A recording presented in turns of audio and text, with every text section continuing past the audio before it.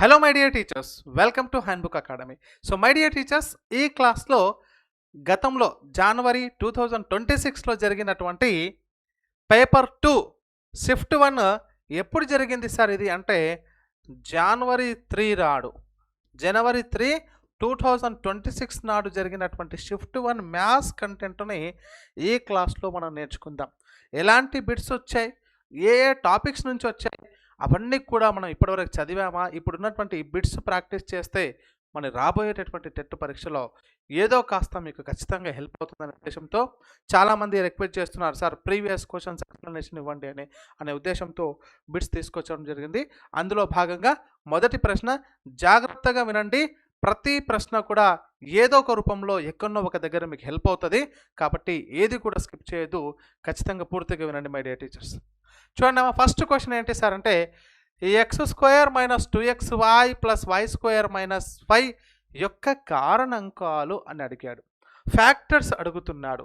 చూడండి, ఇక్కడ ఫస్ట్ నేను ఇక్కడ ఏం రాస్తున్నాం, x² -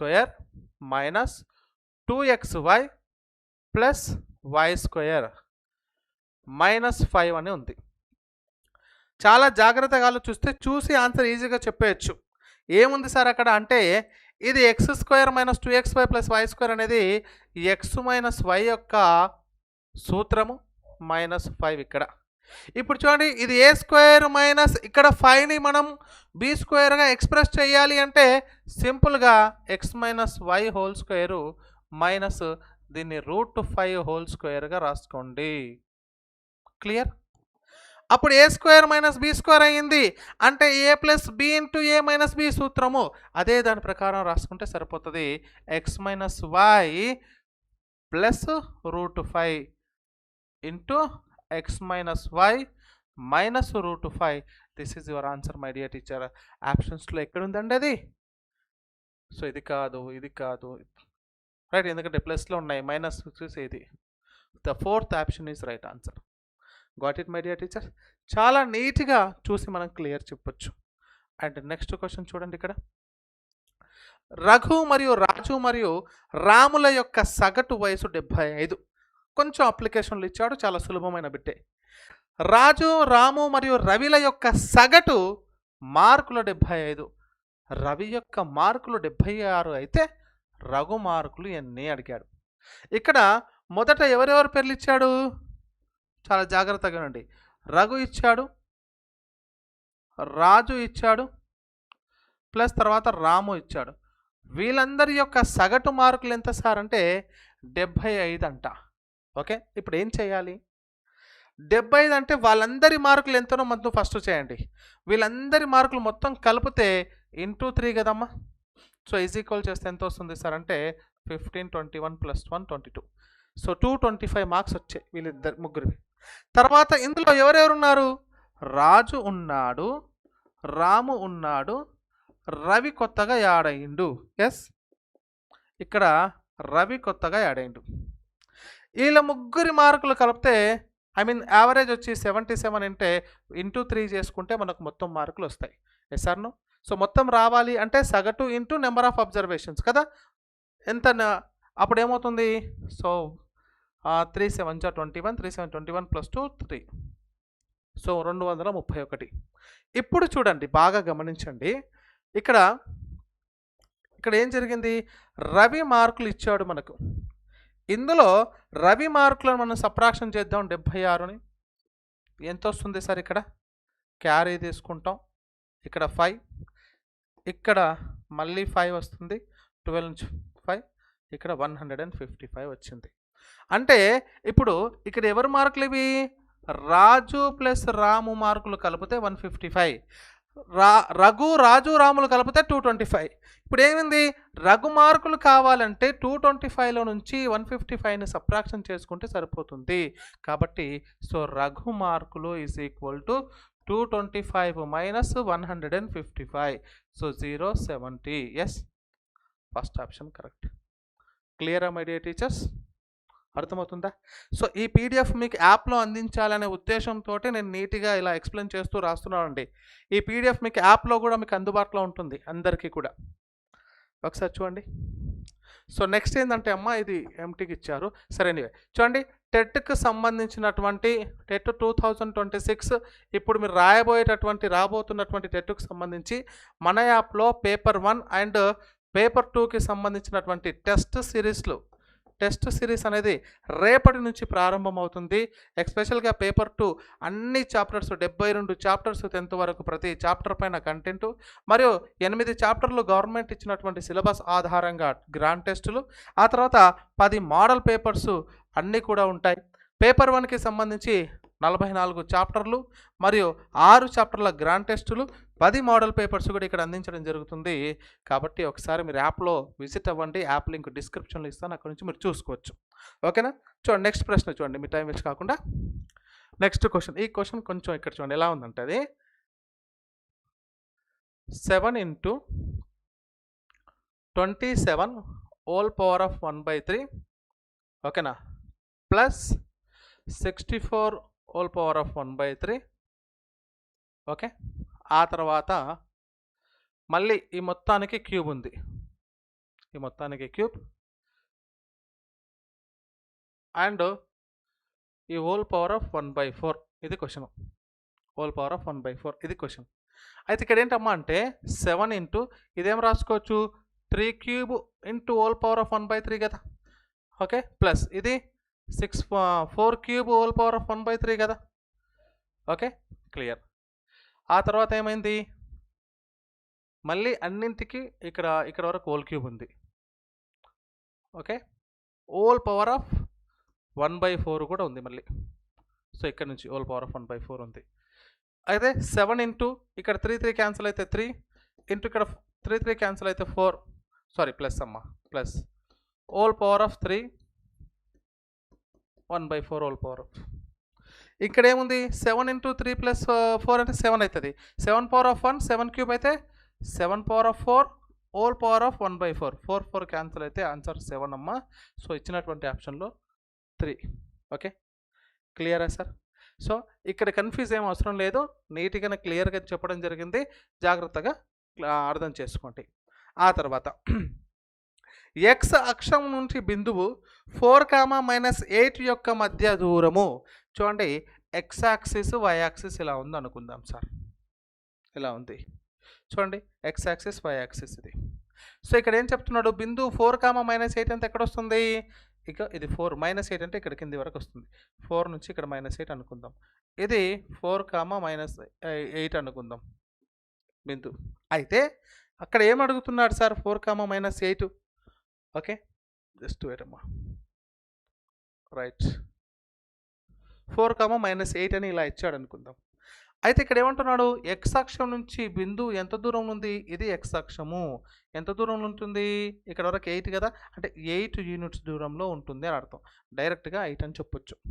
ఇలా అడిగినప్పుడు ఎక్స్ అక్షం నుంచి ఎంత దూరము అంటే mod y అనేది మీ ఆన్సర్.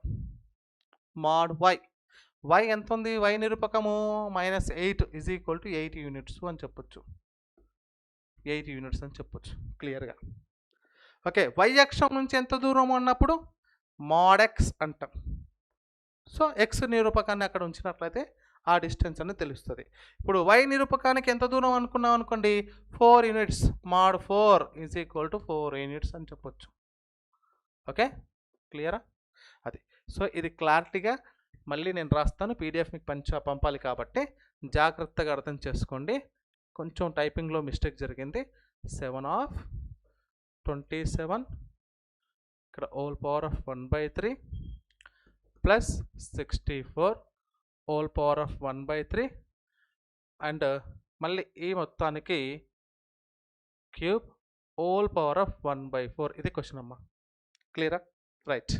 చూడండి 7 × ఇందాక చెప్పా 3³ whole power of 1/3 plus 4³ whole power of 1/3 ఈ మొత్తానికి క్యూబ్ మళ్ళీ మొత్తానికి 4 1/4 ఓకే.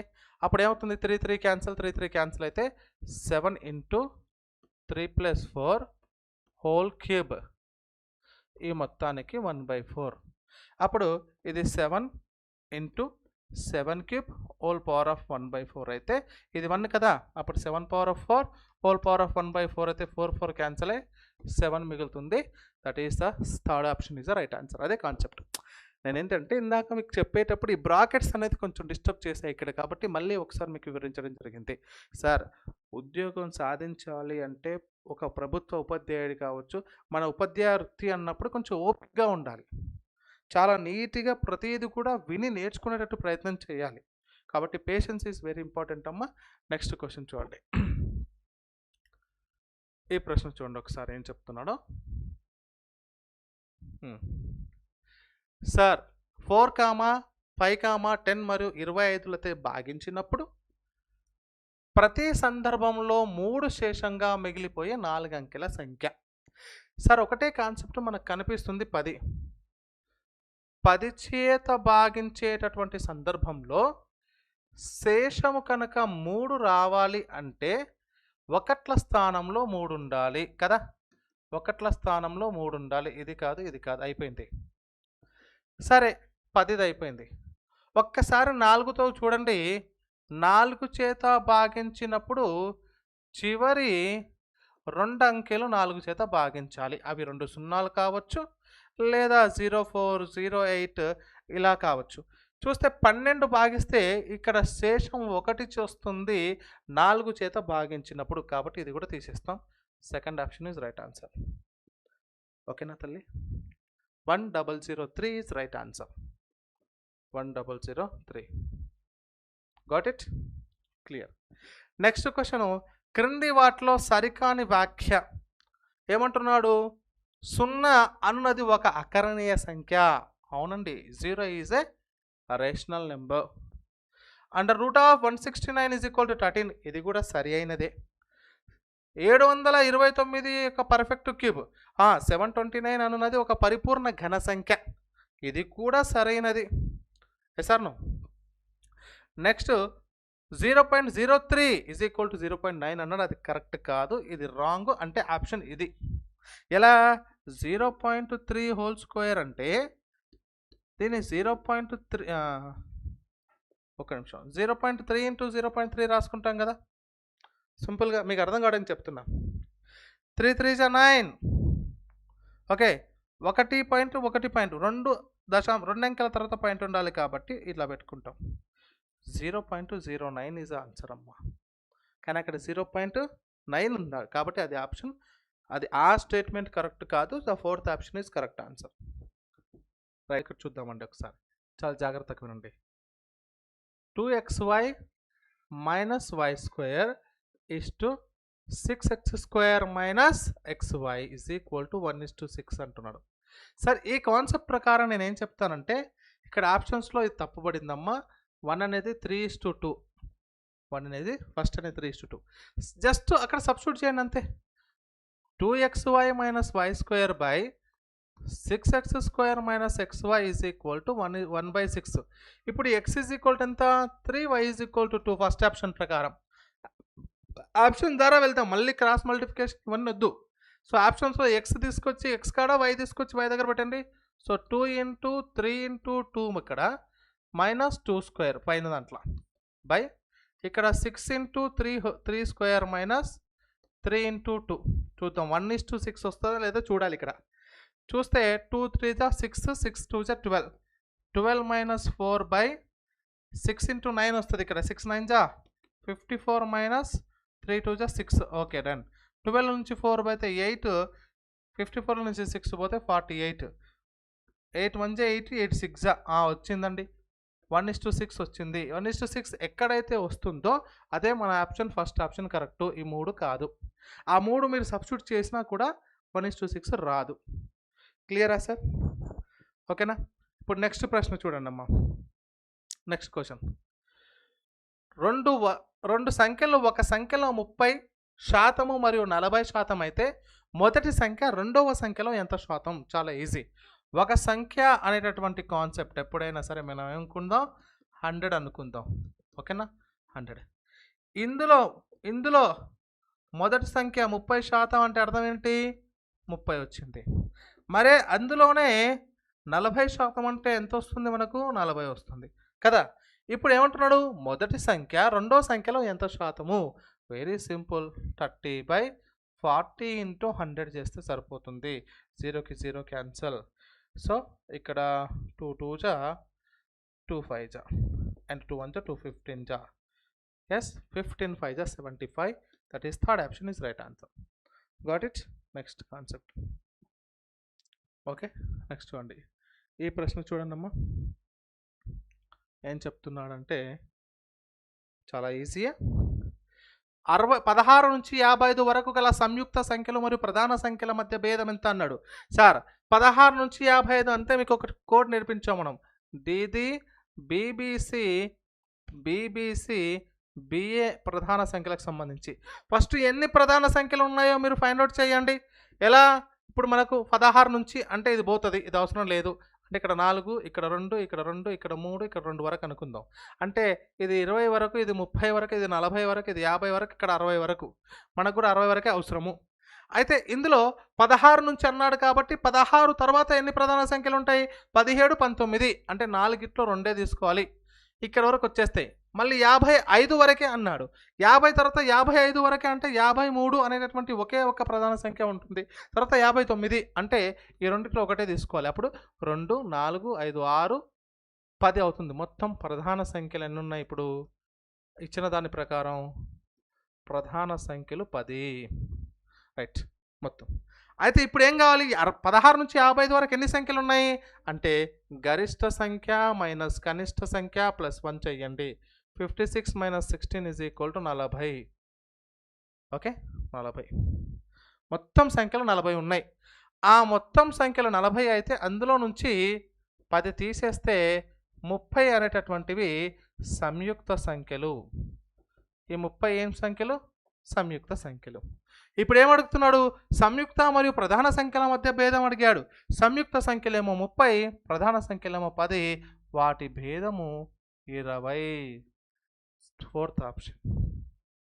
ఓకేనా? మనం అన్నీ లెక్కేసుకుని పెట్టుకుంటూ వెళ్ళామనుకోండి 16 నుంచి 55 అని చాలా టైం తీసుకుంటుంది sir. Okay, anyway next question చూడండి.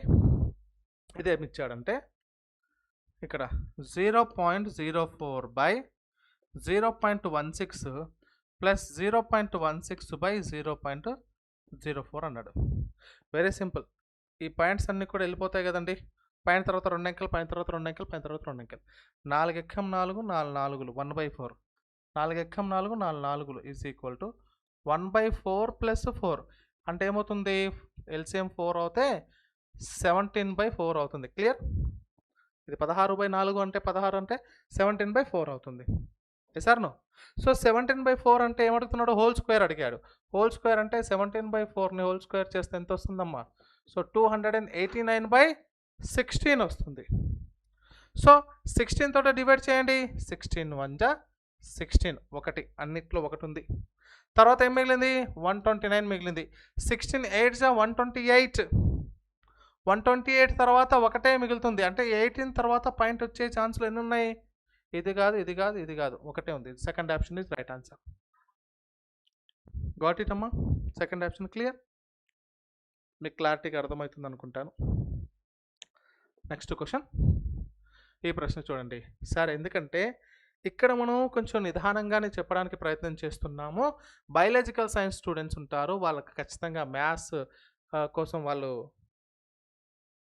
కొంచెం వాళ్ళకు అవసరం కాబట్టి, మ్యాథమెటిక్స్ వాళ్ళైతే కొంచెం స్పీడ్గా చూసిన వెంటనే వెళ్ళిపోతారు కాబట్టి జాగ్రత్తగా వినే ప్రయత్నం చేయండి. సో బిందువు క్షితిజ సమాంతర స్థాయి దిగువన ఉన్నప్పుడు దృష్టి రేఖ క్షితిజ సమాంతర రేఖకు ఏర్పరిచే కోణం మనకు ట్రిగనోమెట్రీలో, అప్లికేషన్ ఆఫ్ ట్రిగనోమెట్రీలో మాట్లాడుకుంటాము. ఏంటి? కిందికి చూసినప్పుడు ఏం జరుగుతుంది సార్ అంటే నిమ్న కోణం, యాంగిల్ ఆఫ్ డిప్రెషన్ అనే మాట మాట్లాడుకుంటాం. యాంగిల్ ఆఫ్ ఎలివేషన్ ఎప్పుడు? పైకి చూస్తున్నప్పుడు. కిందికి చూడడం ఎప్పుడు సార్ అంటే నిమ్న కోణము. ఊర్ధ్వ కోణం ఎప్పుడు సార్ అంటే పైకి చూస్తున్నప్పుడు. సార్ నో అండి? క్లియర్. ఇది అయిపోయింది. చిన్న బిట్ట డైరెక్ట్ చెప్పొచ్చు. సో 7 మీటర్లు మరియు 12 మీటర్లు ఎత్తుగల ఒక 2 స్తంభాలు వాటి పాదాల మధ్య దూరము 12 మీటర్లు ఉండేలా రోడ్డుకు ఇరువైపులా నిలబెట్టినారు. అప్పుడు ఆ 2 స్తంభాల పై భాగాల మధ్య దూరం ఎంత? చాలా సింపుల్ అండి బిట్ ఇది. చూడండి ఒకసారి మిత్రులారా. ఒకసారి చూడండి ఇక్కడ చూడండి, ఇది ఒక స్తంభం, రైట్, ఇది ఒక స్తంభం. ఇంకో స్తంభం ఏంటంట, జస్ట్ పెట్టమ్మా, ఇలా ఉందనుకుందాం ఇంకో స్తంభం. సో వీటి మధ్య డిస్టెన్స్ ఎంత ఉంది మనకు, 12 మీటర్లు, రైట్, 12 మీటర్లు. ఓకే, ఇదెంత, 7 మీటర్స్. ఈ స్తంభం ఎంత, పూర్తిగా 12 మీటర్స్. మొత్తం ఇది ఇక్కడ నుంచి ఇక్కడ వరకు 12 మీటర్స్. 12 మీటర్స్. అయితే ఇక్కడ ఈ పార్ట్ నుంచి ఈ పార్ట్కు మధ్యలో ఉన్నటువంటి తేడా ఎంత అని అడుగుతున్నా. ఐ మీన్ ఆ డిస్టెన్స్ ఎంత అడుగుతున్నాడు సార్, ఈ డిస్టెన్స్ అడుగుతున్నాడు మనకు. క్లియరా? సో ఇప్పుడు నేనేం చెప్తాను సార్ అంటే, చాలా జాగ్రత్తగా వినే ప్రయత్నం చేద్దాం. ఇప్పుడు ఆ డిస్టెన్స్ అడుగుతున్నాడు కదా, ఇప్పుడు ఈ పార్ట్ని ఈ పార్ట్కి నేను ఇలా కలిపేసాం అనుకోండి, అప్పుడు ఏమవుతుంది, చాలా జాగ్రత్తగా వినండి, ఏమవుతుంది, ఇక్కడ ఇది మొత్తం 12 ఉన్నప్పుడు ఇక్కడ నుంచి ఇక్కడికంటే ఇది కూడా 7 అవుతుంది కదా, 7 మీటర్స్. ఇది 12 అన్నప్పుడు ఇది కూడా ఎంత అవుతుంది, 12 అవుతుంది. Okay, right. ఇక్కడ 7 అంటే టోటల్ 12లో నుంచి ఇక్కడ వరకు ఎంత అవుతుంది, ఇది 5 అవుతుంది. సో ఇది 90 డిగ్రీస్ ఏర్పడుతుంది. ఒక లంబకోణము పైథాగరస్ త్రికాల ఆధారంగా ఇది 5, ఇది 12 అంటే మీ మనసులో ఆన్సర్ వస్తుంది, ఇదిగో ఇది 13 మీటర్లు. Option 3 is right answer. సింపుల్గా ఎటువంటి లెక్క లేకుండా, క్యాలిక్యులేషన్ పార్ట్ లేకుండా కొంచెం జాగ్రత్తగా ఆలోచిస్తే ఈ లాజిక్తోనే ఈ ప్రాబ్లం చేయొచ్చు. అర్థమవుతుందా తల్లి? చూడండి ఏముంది ఇక్కడ, చాలా సింపుల్గా ఇది 7, ఇది 12, ఇది 12, ఇది కూడా 12. అలాంటప్పుడు ఈ దానికి సమానం చేసినప్పుడు ఇది 7 అయితే పైన ఎంత మిగిలింది, 5 మిగిలింది. 5, 12 అయితే హైపోటెనస్ ఏమవుతుంది, 13 అవుతుంది. చాలా బేసిక్ కదమ్మా, రైట్ అమ్మా. నెక్స్ట్ క్వశ్చన్ చూద్దాం. చూడండి, ఇది అకర్ణీయ సంఖ్యా సమితి అనేది ఈ సమితి యొక్క ఉపసమితి అన్నాడు. ఏ సమితి యొక్క ఉపసమితి అకర్ణీయ సంఖ్యలు? అకర్ణీయ సంఖ్యా సమితి అనేది ఈ సమితి యొక్క ఉపసమితి. అంటే కరణీయ సంఖ్యలు కాదు, ఎందుకంటే అవి రెండు వేరు వేరే. సహజ సంఖ్యలు కాదు, పూర్ణ సంఖ్యలు కాదు, రియల్ నెంబర్. ఎందుకంటే అకర్ణీయ సంఖ్యలు కరణీయ సంఖ్యల యొక్క సముదాయమే వాస్తవ సంఖ్యలు. కాబట్టి వాస్తవ సంఖ్యలు అనేటటువంటివి మనకు మెయిన్గా తీసుకుంటా అకర్ణీయ సంఖ్యలు దీనికి ఉపసమితి అవుతాయి. రైట్. రమేష్ ఒక టేబుల్ని అమ్మి అమ్మకపు ధరలో 40%కు సమానమైనటువంటి మొత్తాన్ని లాభం పొందాడు. అయితే అతనికి వచ్చినటువంటి లాభ శాతం ఎంత అని అడుగుతున్నాడు సార్. ఒకసారి చాలా జాగ్రత్తగా అండి. ఒక టేబుల్ ఉంది, ఓకే, ఆ టేబుల్ 100 రూపీస్ అనుకుందాం. అందులో ఏం చేశాడు, రమేష్ ఒక టేబుల్ని అమ్మాడు. అమ్మకపు ధరలో 100 రూపీస్కి అమ్మాడు అనుకుందాం. అమ్మకపు ధరలో ఏం చేశాడు, 40% లాభం పొందాడు, 40% ఆఫ్ గెయిన్. అయితే తనకు వచ్చినటువంటి లాభం ఎంత, 40 రూపాయలు. అంతేగా, 100లో 40% అంటే 40 రూపాయలు వచ్చింది. అయితే ఆ మొత్తాన్ని లాభం పొందాడు. అయితే అతనికి వచ్చిన లాభ శాతం ఎంత అంటాడు అంటే, అతను 100కి అమ్మాడు. అప్పుడు 100కి అమ్మినప్పుడు కొన్న వేల ఎంత అవుతుంది, 100 రూపీస్కి అమ్మాడు, 40% లాభం వచ్చింది, 60 రూపాయలు కొన్న వేల అవుతుంది. క్లియరా? అప్పుడు ఏం చేసుకుంటామండి క్లియర్గా, సో లాభము బై కొన్న వేల ఇంటూ 100 చేసేస్తాం. ఈ సున్నాకు ఈ సున్నా క్యాన్సల్. అప్పుడు ఏమవుతుంది, 2 3 జా 2 2 జా అంటే 200/3 ఇస్ నథింగ్ బట్ 66.67 వస్తుంది. క్లియర్గా got it. Next question.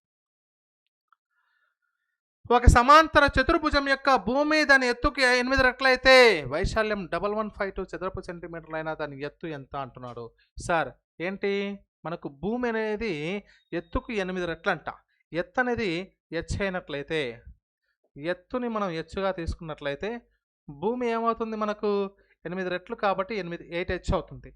So ఇక్కడ ఫార్ములా, సమాంతర చతుర్భుజం యొక్క ఫార్ములా ఏంటి, ఏబి అంటే బిహెచ్ తీసుకుంటాం. బిహెచ్ ఏరియా కాబట్టి బి ఎంత, ఇది 1152కి సమానం. So B base 8H into H is 1152. 8H² is equal to 1152. 8 ఎక్కం 8, 8 ఎక్కం 8, ఇక్కడ 3 మిగిలింది, 8 4 32, 8 4 32. So H is equal to 12 వచ్చింది. That is your answer. క్లియరా? 144 అంటే h square is equal to 144 అంటే h ఈజ్ ఈక్వల్ టు 12. ఇక్కడ చూడండి, రాజు వయస్సు రవి వయస్సుకు 4 రెట్లు.